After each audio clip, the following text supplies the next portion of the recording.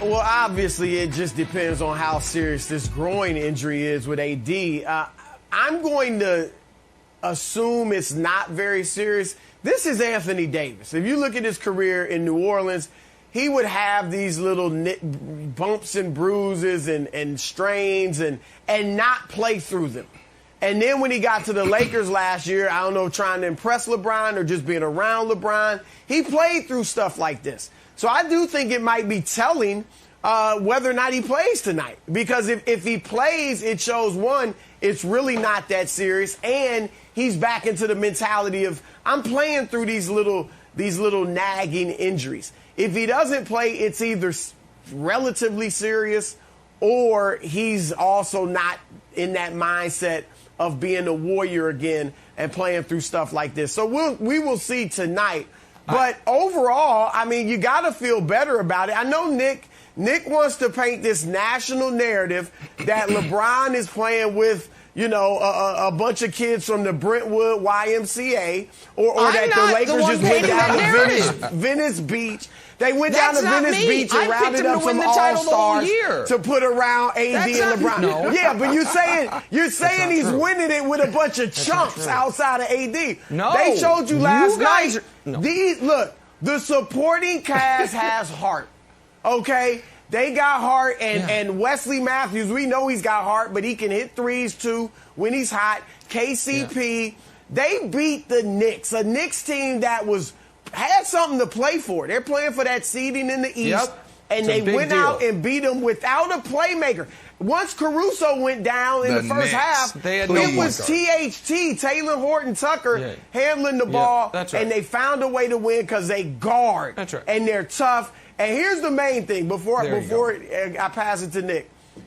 They found Andre Drummond and AD actually played pretty well together. I know AD didn't have his best game. Drummond was great, 16 points, 18 rebounds. But this was one of the times they looked really good. They were a +9 together in 36 minutes. They entered yesterday as a -8 when they played together. And if those two can get in sync on the court together, that's a huge advantage for the Lakers against just about everybody because of their size with those two on the floor.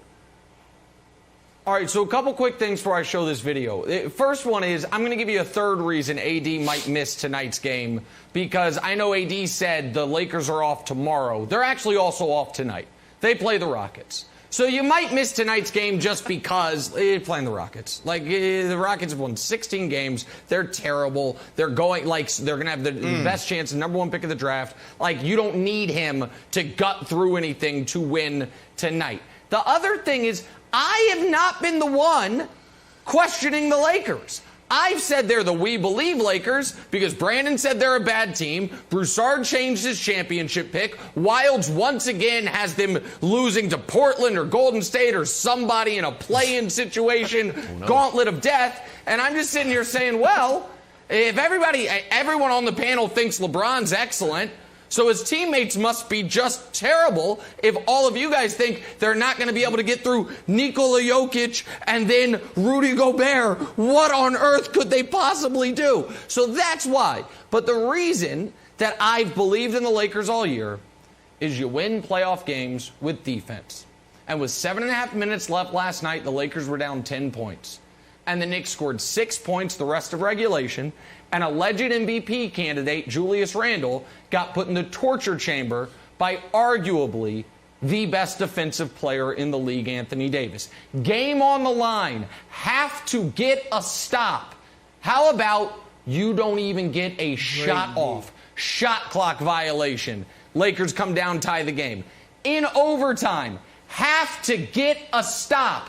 Oh, how about I come trap you and you travel and don't get a shot off? Final possession of the game. Anthony Davis lurking.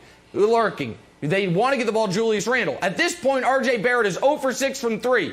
He's scared to throw it to Julius Randle. Instead, he takes that terrible shot. Game over. That's how you win playoff games. If you're down big, you can't outscore your way back into it. You've got to get stops. And this Lakers team, from game 1 to game 69, which was last night, they've been the number 1 defense in basketball. And that's why they're the championship favorites to me. And that's why they should feel great today as they're going to go into the playoffs on a 5-game winning streak, Brandon. Oh, man, the Lakers should feel worse today. And the reason why is because they played the Knicks. And let's give them their flowers. Great job. Like, this is what we want to see. This is great for basketball. A lot of avid and just faithful Knicks fans been waiting for these moments, right?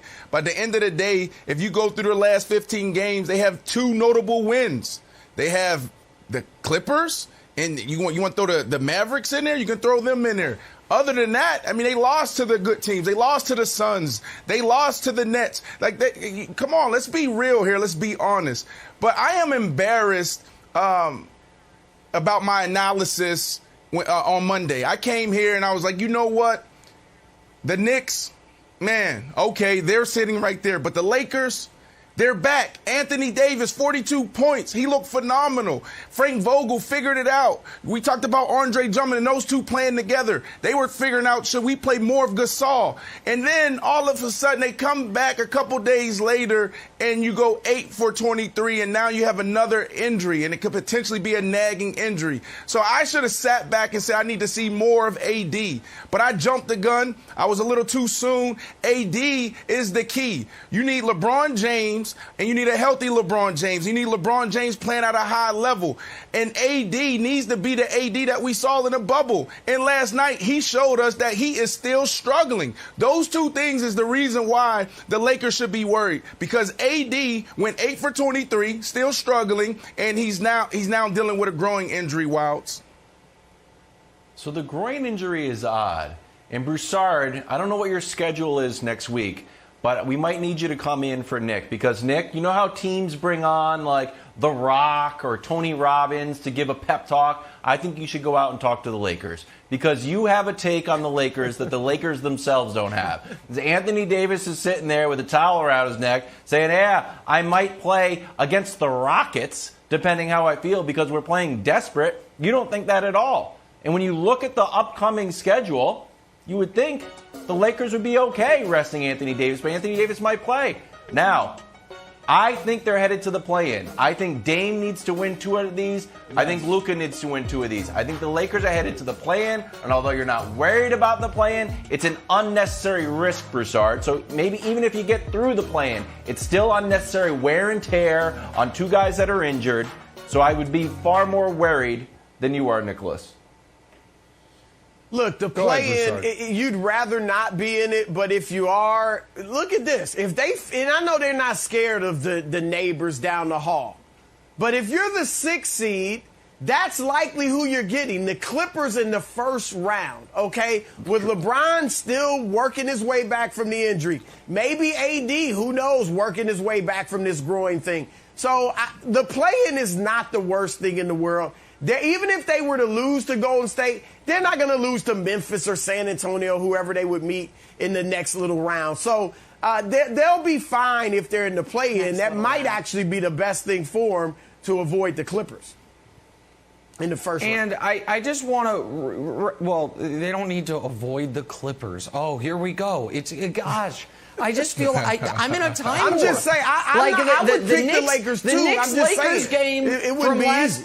The Knicks-Lakers last night was a 25-year time warp to the mid-'90s basketball, and this show this morning has been a time warp to 6 months ago in the bubble. The Lakers are in trouble. Dame's going to carry somebody. Oh, watch out for the Clippers. Folks, I'm just so glad there's only a week left in the regular season, because then what we're going to get to see is playoff LeBron combined with, to his credit, Anthony Davis, who not only has never missed a playoff game, has played 30-plus minutes in every playoff game of his career except for one when they were up by 35 points, so they rested him for the second half. And those 2 guys are going to go into every series and say, oh, wait, in the West, we don't just have the best player in every series, we have the 2 best players in every series. And we have an identity. And that identity is lockdown defense. And that's how you win championships in the NBA, is getting stops in the postseason. They showed you that last night, even though at times Andre Drummond was bringing the ball up the court because they didn't have any ball handlers left, and they still found a way to win.